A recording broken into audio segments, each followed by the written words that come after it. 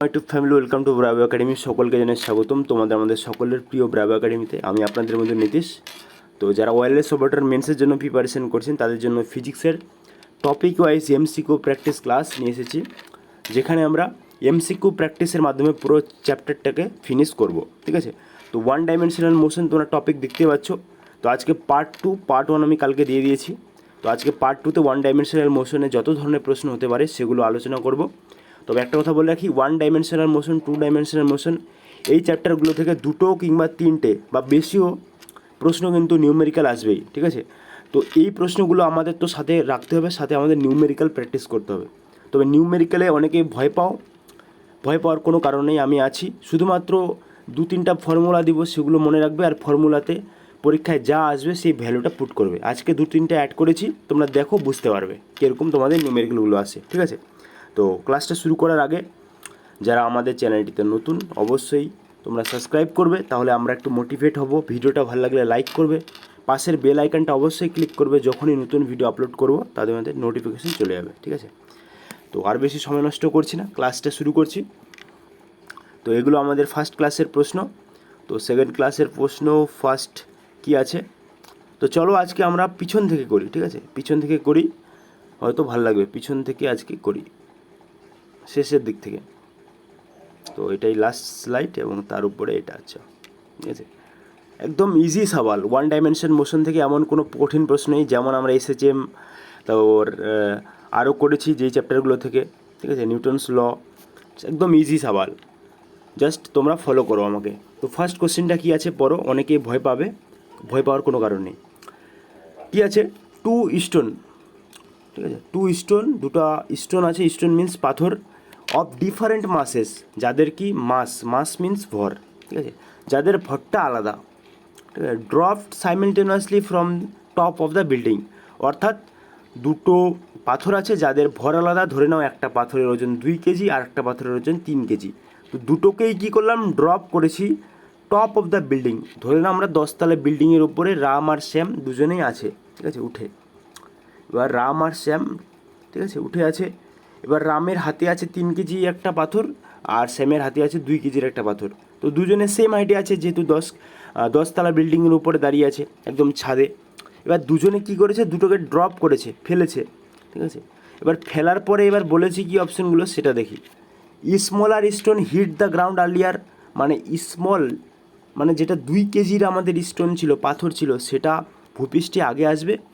না option B দেখো, larger stone hit the ground earlier, অর্থাৎ যেটা আমাদের ভারী বড় স্টোন ছিল, অর্থাৎ 3 কেজির স্টোনটা ভূপৃষ্ঠকে আগে টাচ করবে। মানে ছোটো স্টোনটা কি আগে আসবে, মানে ছোটো স্টোনটা আসছে কম সময় লাগবে, না বড় স্টোনটা সবার আগে আসবে, না both Stones rich the ground simultaneously, অর্থাৎ দুটো স্টোন একসাথে নিচের দিকে টাচ করবে, না তোমাদের কী আছে অপশানটা which of the Stones rich the ground earlier depends on the composition of stone, অর্থাৎ কম্পোজিশন মিন্স দি স্টোনটার মানে ঘনত্ব কী আছে। ঠিক আছে, কী কী দিয়ে তৈরি তার উপর ডিপেন্ড করবে। ঠিক আছে, মুদ্রা কথা তোমরা বুঝতে পেরেছো প্রশ্নটা কী বলেছে। দুটো পাথর আছে, একটা 3 কেজি ভর, একটা 2 কেজি ভর, দুটো আমরা সেম হাইট থেকে ছুড়লাম। তো ছুড়ার পর কোনটা আগে এসে পৌঁছাবে সেটাই আমাদের প্রশ্ন। ঠিক আছে, এবার অনেকে প্রশ্ন মানে কনফিউজ হবে যে যেহেতু ভারী বস্তু আছে, পৃথিবী তো টানছে, ভারীটাকে আগে তাড়াতাড়ি টানবে। ঠিক আছে, তাই ভারীটা সবার আগে যাবে। আর অনেকে ভাববে যে হালকা আছে, তো হালকাটা ফাটাফট চলে যাবে ভারীটার তুলনায়। তো তোমাদের পুরো ডাউটটা এখানে ক্লিয়ার হয়ে যাবে, একদম একদম ক্লিয়ার। ঠিক আছে, কীভাবে, এই যে এই জিনিসটা দেখো, জিনিসটা কি আমরা জানি, টি ইকুয়ালস টু রুট ওভার, কালারটা চেঞ্জ করি তাহলে বুঝতে হয়তো সুবিধা হবে। কালারটা আমি নিয়ে নিচ্ছি, কি কালার নেব, ব্ল্যাক নিয়ে নিচ্ছি। ঠিক আছে, টি ইকুয়ালস টু, আরে আরে আরে ব্ল্যাক ব্ল্যাক ব্ল্যাক হচ্ছে না, ব্ল্যাকটা নেওয়া হচ্ছে না, অন্য নিতে হবে। টি ইকুয়ালস টু, আরে আচ্ছা, T equals to root over 2g, sorry g না, এখানে 2h/g। ঠিক আছে, একটু ভুলে গেল।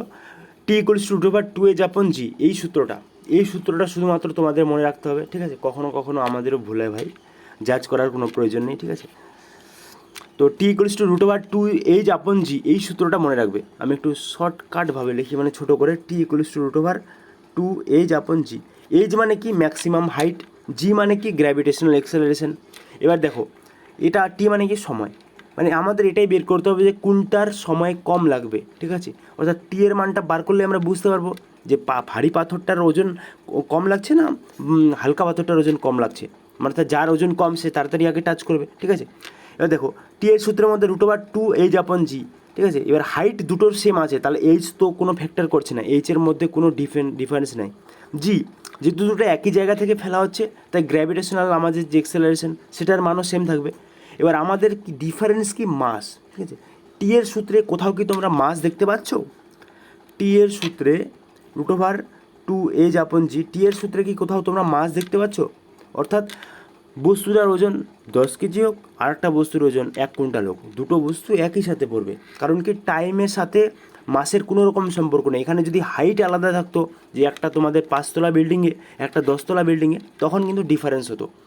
এখানে টি এর সাথে অর্থাৎ মাসের কোনো সম্পর্ক নেই, তাই দুটো বস্তুর যে সময় সেটা একদম সেম লাগবে। দুটো যে স্টোন আছে, both stone reach the ground simultaneously, একসাথে, ঠিক আছে। আশা করছি বুঝতে পেরেছো।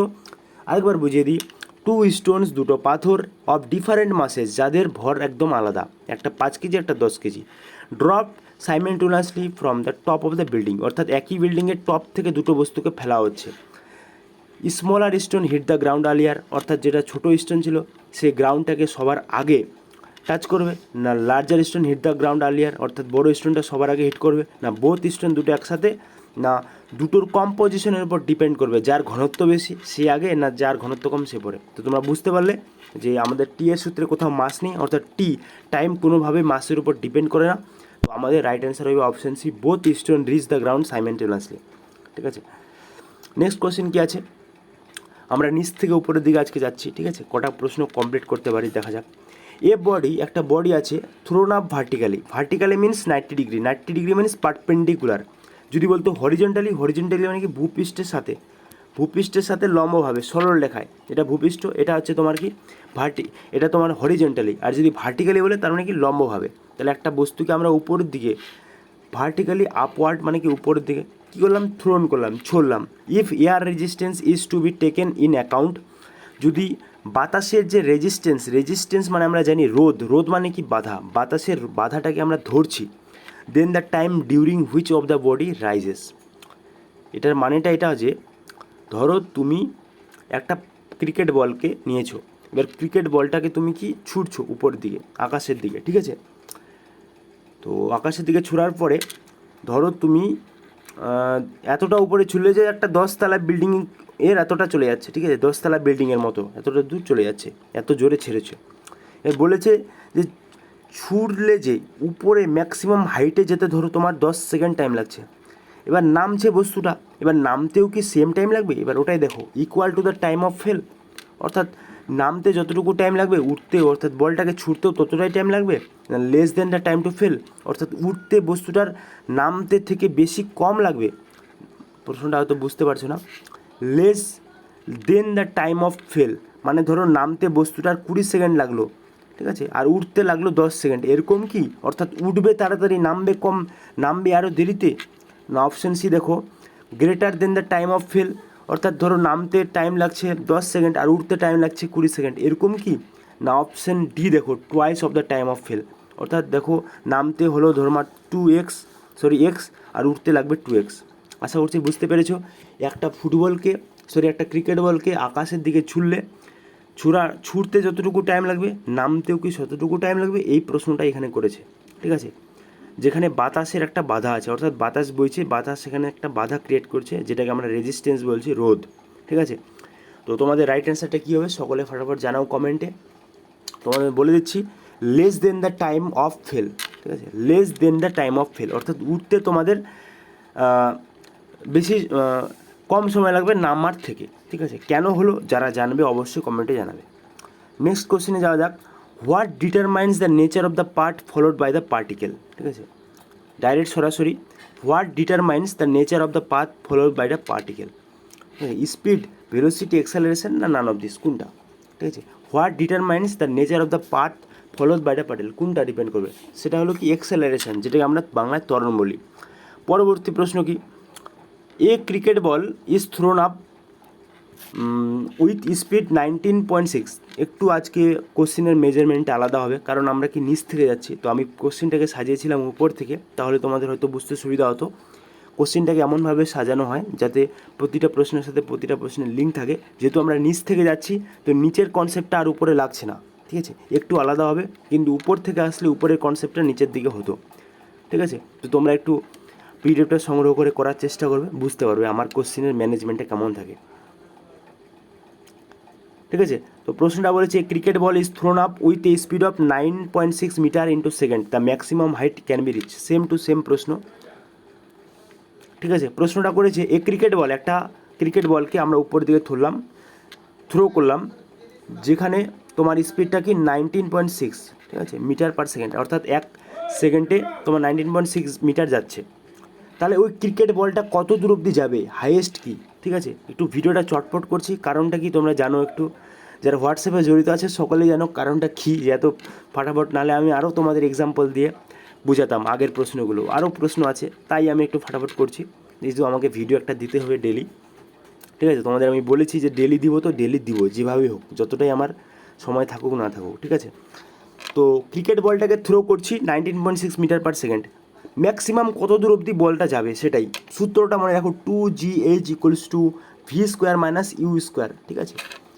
একদম ইজি, মানটা বসাবো শুধু, এইজের মানটা বের করতে হবে। এইজ মানে কি ম্যাক্সিমাম হাইট, জি মানে কি গ্র্যাভিটেশনাল অ্যাক্সেলারেশন, যার মান 9.8। এখানে এইজের মানটা বার করতে হবে, ঠিক আছে। এখানে জি এর মান জানি, ইউ মানে কি প্রাথমিক বেগ কি এখানে দেওয়া আছে, প্রাথমিক বেগ 0। যখন বলটাকে আমরা থ্রো করি, বলটা যখন আমাদের হাতে থাকে তখন কিন্তু বলের যে গতিবেগ 0 থাকে, এবার বলটাকে যখন আমরা ছুড়লাম তখন অন্তিম বেগ কত, 19.6, ভি স্কোয়ারের মান দেওয়া আছে 19.6, তাহলে 2gh, ভি স্কোয়ারের মান 19.6 স্কোয়ার মাইনাস ইউ স্কোয়ার মানে কি 0 স্কোয়ার, তাহলে তোমাদের চলে আসলো 2gh equals to v square. এবার ভি স্কোয়ারের মান দেওয়া আছে, ভি এর মান দেওয়া আছে 19.6, সেটার স্কোয়ার করবে, জি এর মান 9.8, সেটাকে 10 ধরে নেবে, তাহলে 20, 2 ইন্টু 10 মানে 20 এইচ ইকুয়ালস টু 19.6 তার স্কোয়ার। এবার এখান থেকে এইচের মানটা বের করলে তোমাদের আসবে অপশন কি, তাড়াতাড়ি তোমরা কমেন্টে জানাও, ঠিক আছে। সকলের কাছে কমেন্ট চাই, যতজন ভিউয়ার্স আছো, 100 জন 150 জন যতজনই আছো, ঠিক আছে। আবার পরবর্তী প্রশ্নতে যাওয়া যাক। উপরের প্রশ্নটা একদম ইজি প্রশ্ন, এই ধরনের প্রশ্নগুলো সকলে ঘাবড়ে যাবে, কিন্তু ঘাবড়ানোর কোনো কারণ নেই, ঠিক আছে। A particle has a value of এত 46.0 metre per second square, what can it be, ঠিক আছে। এটা বলতে কী বোঝায়, ঠিক আছে, এই যে 46.0 মিটার পার সেকেন্ড আছে, এটা বলতে কী বোঝায়, ঠিক আছে। এটা বলতে কিছু বোঝায় না, কী বোঝায় বলে দিচ্ছি, ঠিক আছে। এখানে 2-3ভাবে সকলে করাবে, তবে আমি তোমাদের সব থেকে ইজি ট্রিক বলে দিচ্ছি। ভেলোসিটির এসআই মান কি, মিটার পার সেকেন্ড। এক্সালারেশনের এসআই মান কি, মিটার পার সেকেন্ড স্কোয়ার। ফোর্সের এসআই মান কি, মিটার পার সেকেন্ড স্কোয়ার। মোমেন্টামের এসআই মান কি, KG metre per second square, ঠিক আছে। তো এখানে তোমরা শুধুমাত্র এককটাকে চেক করো, যে 46.0 মিটার পার সেকেন্ড কার একক, আমরা একটা দেখতে পাচ্ছি যে ভেলোসিটি আছে, যার একক কি মিটার পার সেকেন্ড। এই টার্মগুলো মনে রাখতে হবে, ভেলোসিটি কী বোঝায়, এক্সেলারেশন বলতে কী বোঝায়, মোমেন্টাম বলতে কী বোঝায়, ফোর্স বলতে কী বোঝায়, এই জিনিসগুলো যারা মনে রাখবে খুব সহজে হয়ে যাবে, ঠিক আছে। এই জিনিসগুলো যারা মনে রাখবে খুব সহজে বলে যাবে। তোমাদের বলে রাখছি এক্সেলারেশন কি আগেও, এবার আজকেও বলে দিচ্ছি। এক্সেলারেশন কি, the rate of change in velocity, সেটাকে আমরা বলি এক্সেলারেশন। ভেলোসিটি কি, the rate of change in displacement, সেটাকে বলা হয় ভেলোসিটি, ঠিক আছে। মোমেন্টাম মানে কি জানো তোমরা, ভর ইন্টু বেগ, ভর মানে কি, আর বেগ মানে কি, মাস ইন্টু এক্সেলারেশন, ভর ইন্টু বেগ, ঠিক আছে। তো অপশন বি আমাদের রাইট অ্যান্সার হয়ে গেল। কেন হলো সকলে বুঝতে পারছে, ঠিক আছে। নেক্সট কোশ্চেনে যাওয়া যাক। পরবর্তী প্রশ্ন কি আছে, পরবর্তী প্রশ্ন আছে আমাদের একদম খুবই ইম্পর্টেন্ট প্রশ্ন, এর আগেও করিয়েছি আমি এই টপিকের ওপর, কিন্তু এই প্রশ্নের উত্তরটা একটু আলাদা হবে, তাই আমি প্রশ্নটা নিয়ে এসেছি। A train run by a constant speed, একটা ট্রেন যাচ্ছে যেটা কি একটা কনস্ট্যান্ট স্পিড, নির্দিষ্ট একটা গতিতে, অর্থাৎ 40 কিলোমিটার আওয়ার যাচ্ছে, তো 40 কিলোমিটার আওয়ারেই যাচ্ছে, না কম না বেশি। তো কোন দিকে যাচ্ছে, পূর্বর দিকে যাচ্ছে, ধরে নিচ্ছি আমাদের এই দিকটা ইস্ট, নিচের দিকটা ওয়েস্ট, এদিকে এদিকে নর্থ, এদিকে সাউথ, ঠিক আছে। তো বাকিগুলোর তো প্রয়োজন নেই, শুধুমাত্র ইস্টের প্রয়োজন। তো এদিকে আমাদের ইস্ট, তো ট্রেনটা এদিকে যাচ্ছে একটা নির্দিষ্ট গতিতে। A person sitting on a seat ফ্যাক্টিং it east tossed a coin, ঠিক আছে।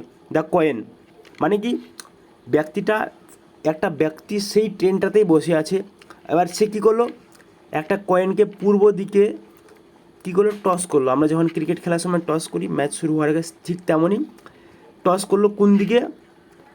পূর্ব দিকে, পূর্ব দিকে টস করলো। এবার কয়েনটা কোথায় যাবে? অপশন এ, কয়েনটা তার পিছনের দিকে পড়বে। বিফোর হিম, কয়েনটা তার পূর্ব দিকে পড়বে। অপশন সি দেখো, will fall back into an hand, তার হাতের মধ্যে পড়বে না, এর মধ্যে কোনোটি নয়। ইজি সওয়াল। আবার প্রশ্নটা বলছি, একটা ট্রেন যাচ্ছে, ট্রেনের মধ্যে একটা ব্যক্তি বসে আছে, সে হাতের মধ্যে কয়েন নিয়েছে, কয়েন নিয়ে ট্রেনটা সেম গতি যাচ্ছে, ঠিক আছে, ট্রেনটা বাড়ছেও না কমছেও না, কোথাও থামছেও না, লেভেলে যাচ্ছে। তো কয়েনটাকে যে উপরের দিকে উচ্ছালো মানে কি, টস করলো, সে কি একটু পূর্ব দিকে বেঁকে করলো, ঠিক আছে। তো কয়েনটা কোথায় পড়বে? তো তোমাদের অ্যান্সারটা হয়ে যাবে তার হাতের মধ্যেই পড়বে, ঠিক আছে। এর আগে আমরা পড়েছিলাম যে কি, তার ব্যক্তিটা পিছন দিকে পড়ছে। পিছন দিকে কেন পড়ছে? কারণ সেই ব্যক্তিটা কিন্তু তার একদম সোজাসুজি লম্বভাবে ফেলেছিল কয়েনটাকে, কিন্তু এখানে কি ইস্টের দিকে। তো যখন ট্রেনটা গতিশীল তখন ব্যক্তিটাও গতিশীল, কয়েনটাও গতিশীল। কয়েনটা গতিশীল নয়, ব্যক্তির সাথে ট্রেনটা গতিশীল ছিল। ট্রেনের সাথে ব্যক্তিটা গতিশীল ছিল যখন ট্রেনটা চলছিল। এবার যখন টস করলো, কয়েনটা কিন্তু ব্যক্তির সংস্পর্শ থেকে সরে গেল, তখন কয়েনটা কি পূর্ব দিকে টস করেছে, অর্থাৎ পূর্ব দিকে এগিয়ে গেছে, আর ট্রেনটাও চলছে। তো পুরোপুরি ট্রেন আর হাতের মধ্যে সংস্পর্শ মানে কি, fall back into his hand. আশা করছি সকলের ক্লিয়ার। নেক্সট প্রশ্ন কি, এই প্রশ্নগুলো বোঝানোর কিছু নেই, ডাইরেক্ট মনে রাখো, ঠিক আছে। ডিসপ্লেসমেন্ট টাইম গ্রাফ মানে কি, ভেলোসিটি। ডিসপ্লেসমেন্ট টাইম গ্রাফ মানে কি, ভেলোসিটি, ঠিক আছে। এরকম গ্রাফটা হবে, এরকম টাইপ না, এটাই গ্রাফ হবে, ঠিক আছে। এটা তোমাদের ডিসপ্লেসমেন্ট এস, এটা তোমাদের টি, ঠিক আছে। এস টি যে গ্রাফটা হচ্ছে, এস মানে ডিসপ্লেসমেন্ট, ঠিক আছে। এই যে গ্রাফটা হবে equals to tan theta, tan phi, এটাকে বলে velocity. The slope of the displacement time graph is velocity. Option B right answer. Next কোশ্চেনে যাওয়া যাক। একটা বডি আছে, স্টার্ট ফ্রম রেস্ট, একটা রেস্টের মধ্যে আছে, ঠিক আছে, অ্যান্ড এক্সেলারেটেড ইউনিফর্মালি মিনস একটা নির্দিষ্ট গতির মাধ্যমে, একটা নির্দিষ্ট একটা ত্বরণে, এটা ওই ত্বরণে যেমন ট্রেনটা যাচ্ছিলো, সেম বেগ তো সেম বেগ। তো একটা বডি জিরো, একদম শূন্য অবস্থানে ছিল, রেস্টে ছিল, সে ইউনিফর্মালি এক্সেলারেট করতে শুরু করলো। তাহলে ভেলোসিটি আর টাইম গ্রাফটা কেমন হবে, ঠিক আছে। ডাইরেক্ট মনে রাখো, স্ট্রেট লাইন, এখানে কিছু বোঝার নেই, যখন বোঝানোর টাইম হবে, তো ওগুলো এইচএস লেভেলে ছিল বোঝানোর টাইম, এখানে ডাইরেক্ট তোমাদের প্রশ্ন আসবে, ডাইরেক্ট মনে রাখো, ঠিক আছে। বুঝাতে পারবো, সব কিছু পারবো, তবে এখানে বুঝে টাইম নষ্ট করে লাভ নেই, ঠিক আছে। তো ভেলোসিটি টাইম গ্রাফ কি, স্ট্রেট লাইন, যখন আমাদের এক্সেলারেশনটা কি ইউনিফর্মালি, ঠিক আছে। তো এই ভিডিওটা একটু রেগে কেন করছি, কারণটা তোমরা জানো, যে এর আগে আমি আরেকটা ভিডিও বানিয়েছি, মানে কি, ওই ভিডিওটা মিনিমাম 40 মিনিটের বানিয়েছিলাম, এই ক্লাসগুলোই, এই কোশ্চেনগুলোই। তো ভিডিওটা আমারই মিস্টেকলি ডিলেট হয়ে যায়, তো অত ভালোভাবে বোঝানোর পর ভিডিওটা ডিলেট হয়ে গেলো, সেটা একটু ভাবলাম, আধা ঘন্টা ভাবার পর মেসেজটা করে হোয়াটসঅ্যাপে, তারপর ভাবলাম যে যেহেতু ডেলি ভিডিও দেবো, ঠিক আছে। তো সেভাবেই আজকের ক্লাসটা কন্টিনিউ করছি। তো ভিডিওটা কখন যাবে জানি না, এখন আপাতত 4টায় রেকর্ড করছি, ঠিক আছে। তো প্রশ্নটা কি আছে, if A velocity of an object directly proportional to time. তো এই টাইপের প্রশ্ন কালকে একটা করেছি, যেখানে প্রপোর্শনাল টু টাইম স্কোয়ার ছিল, ঠিক আছে। If the velocity of an object is directly proportional to time, then the object has, সে অবজেক্টটার কী থাকবে, ঠিক আছে। ভেলোসিটি আর টাইম যেখানেই থাকবে সেখানে এক্সেলারেশন আসবে, ঠিক আছে, ইউনিফর্ম এক্সেলারেশন, এইটুকু মনে রাখো। ভেলোসিটি টাইম যেখানে থাকবে সেখানে এক্সেলারেশন আসবে, এক্সেলারেশন টাইম যেখানে থাকবে সেখানে ভেলোসিটি আসবে, ভেলোসিটি আর এক্সেলারেশন যেখানে থাকবে সেখানে টাইম আসবে, ঠিক আছে।